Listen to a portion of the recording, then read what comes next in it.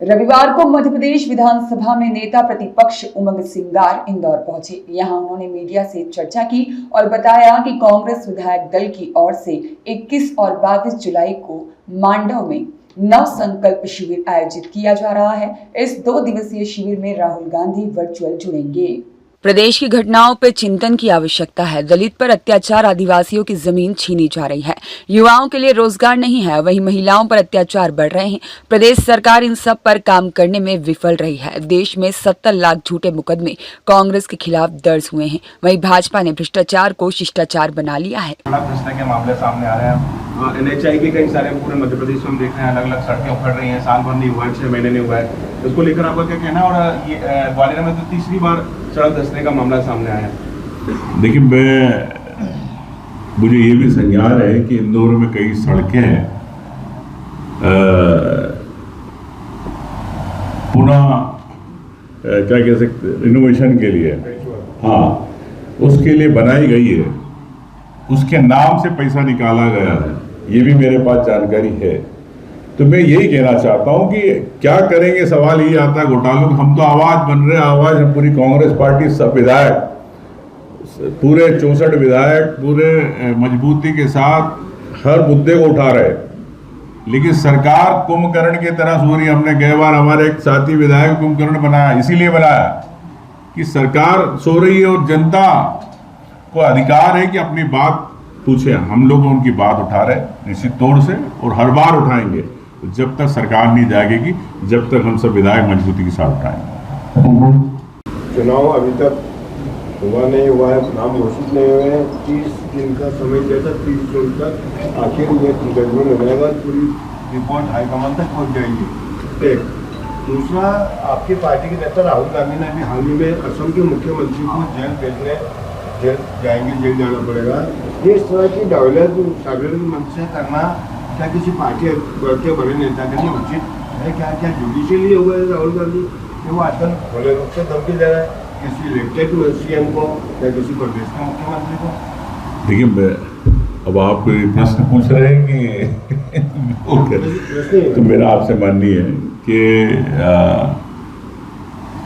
अगर कोई व्यक्ति खुलेआम भ्रष्टाचार कर रहा है, तो प्रमाण है, उसके बावजूद भी अगर सरकारें नहीं करती है तो स्वाभाविक है कि एक भावना, जनता की भावना एक नेता के माध्यम से आती है। मेरे को लगता है कि जब देश आज़ाद हुआ, जब हम लोगों ने शांति से सत्याग्रह किया, जब नहीं हुआ तो कई चंद्रशेखर आज़ाद आए, कई भगत सिंह देश के अंदर पैदा हुए, उन्होंने ही देश पे आज़ादी में उनकी अहम भूमिका रही। तो मैं समझता हूँ कि ये भावना है जनता की, अगर किसी से होती है, मेरे से भी होती है। अभी मैं गया था अशोकनगर, गाड़ी चेक हो रही, तो मैंने, भैया गाड़ी चेक क्यों हो रही, क्या कोई विशेष कोई आदेश है? बोले नहीं, चेक करेंगे, प्रोटोकॉल नहीं पता। बोले नहीं, उतरो आप गाड़ी से। तो ये तानाशाही है, दादागिरी है, वो हर दादागिरी तानाशाही के खिलाफ कांग्रेस पार्टी के, चाहे राहुल गांधी हो, चाहे कार्यकर्ता, आम कार्यकर्ता की आवाज को बुलंद करेंगे। सारे मुद्दे तो उठा लिए, पर 2 मुद्दे बड़े गर्म हैं अभी फिलहाल वर्तमान में, एक लव जिहाद का और दूसरा धर्मांतरण। जी, आपकी पार्टी के अनवर कादरी आज तक फरार है, उनके नाम आए फंडिंग करते थे वो लोग। देखिए, कोई भी व्यक्ति हो, धर्मांतरण की बात हो रही है, आपके आदिवासी अंचल में धड़ल्ले से धर्मांतरण हो रहे हैं, आपने कभी उसके खिलाफ आवाज नहीं दी। तो क्या केवल बहुसंख्यकों के खिलाफ कांग्रेस की राजनीति टिकी हुई है? क्या ये मुद्दे कांग्रेस की कभी भी एजेंडे में नहीं आते? देखिए, ऐसा है, मैं समझता हूँ कि कोई भी व्यक्ति हो, अगर कानून के खिलाफ जाके काम करता है तो कानून है, सरकार है, सरकार क्यों नहीं करती निर्णय?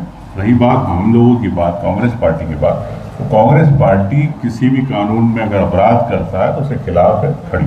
धन्यवाद। लेकिन सर इसी से जुड़ा एक सवाल है, आप ही के वरिष्ठ नेता कहते हैं कि बीजेपी के ही कुछ ऐसे नेता हैं जो इन लव जिहादियों को फंडिंग करते हैं।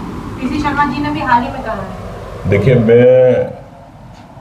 देश के मुद्दे हैं महंगाई, देश का मुद्दा है किसान को खाद मिले, कि देश में किसान को समर्थन मूल्य मिले।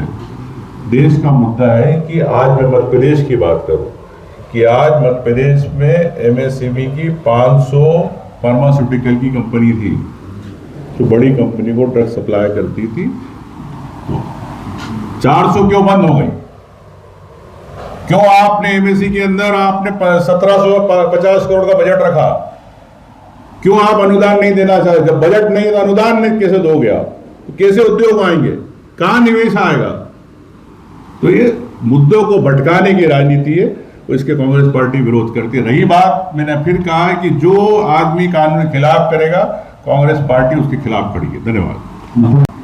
इंदौर को लेकर आपने 3 मुद्दे समय को उठाए। एक तो आपने एनएस होर्डिंग घोटाला उठाया था, जी, तो टैक्स चोरी भी हुई है, होर्डिंग लगाने की छूट भी मिली कंपनी को। जी, तो इसमें अभी आप क्या करने जा रहे हैं? और एक आपने एक इशू उठाया बिजली कंपनी का घोटाला का, जी, दोनों 500 करोड़ का हुआ है, जिसको लेकर अभी कटौती हम झेल रहे हैं। जी, तीसरा एक इशू आपने विधानसभा में उठाया था घोटाले को लेके, जी, इसमें मंत्री कैलाश जी ने जवाब दिया था सीवरेज घोटाले का। जी। जांच चल रही है और वो 2 साल से जांच चल रही है और विधानसभा में उन्होंने जांच दिया था। तो इन तीनों इशू पे अभी आप क्या करने जा रहे हैं? देखिए, मेरा प्रदेश के विशेष रूप से इंदौर में जिस प्रकार से इंदौर की जनता टैक्स भर रही है, लेकिन उनको उसके लाभ मिलना चाहिए।